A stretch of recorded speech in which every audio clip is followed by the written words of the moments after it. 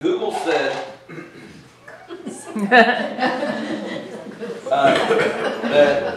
that you are a New Age Buddhist pretending to be a Christian. I thought that sounded cool, but they were angry about it. What have you learned from Eastern religions, and what do you have? Why do you have a book called Naked Spirituality? I should say my dad is 88, and that's the only book of mine that he just always says to me, couldn't you have called it Transparent? That word naked just doesn't come off his tongue very well. That's funny. It's sexy. Oh gosh, what have I learned from Eastern religions? An awful lot. I'll just say a couple of things.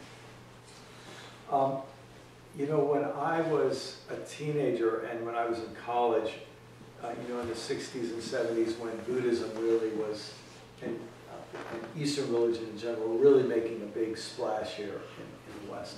You know, the Beatles went to India for a while and all that. I had a few friends who really became serious, you know, not just sort of fake, but real Buddhists. And something I really loved about them is that they would tell me the stories about the Buddha or about this or that monk or this or that teacher through history. They would tell their stories without ever pressuring me to convert. And if they'd pressured me to convert, I wouldn't have wanted to hear the stories. But the fact that they just thought these stories were valuable and wanted to share them, I always wanted to hear more of their stories. And I've often thought, well, I remember thinking, I think Buddhists love the Buddha in a better way than Christians love Jesus.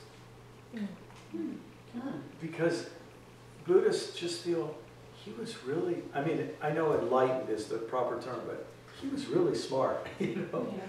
And he really knew a lot of great stuff. And we admire him so much for that. We just want to talk about him, and we want to tell the stories about him and all that. And there was just feeling of admiration and love for the Buddha. Whereas a lot of Christians I was around, Jesus was useful and maybe even necessary, but you didn't get the feeling that they had that much admiration, you know, for what he was about. So that's one thing I think I learned. I think I've learned a better image for loving Jesus from how Buddhists love the Buddha. Even though in one sense you probably heard the famous saying from the Buddhist teacher said, if you ever see the Buddha, kill him, which is a way of saying that it's not the person of the Buddha that's important, it's his teachings and his message and so on. But anyway, because killing him, that's what Christians did to Jesus, so maybe there's another connection there. Or it's what religious people did to Jesus. I'll tell you something I've also gained from Eastern religion.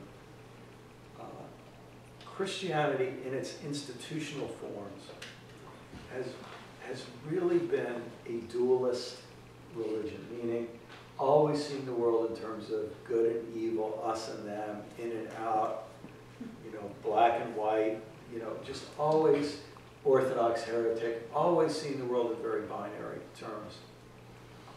And Eastern religion has held out this vision that there's something beyond dualism. Now, I think a lot of Christians, when they tell you about Eastern religion, they make it sound like they're before dualism, but I think there's something beyond dualism that they see. A way of seeing the world that's not just either or, black, white, us, them. And so that's something I came from. And it turns out it was there in the Christian mystical tradition too, but institutional forms, that way of thinking doesn't work too well institutionally.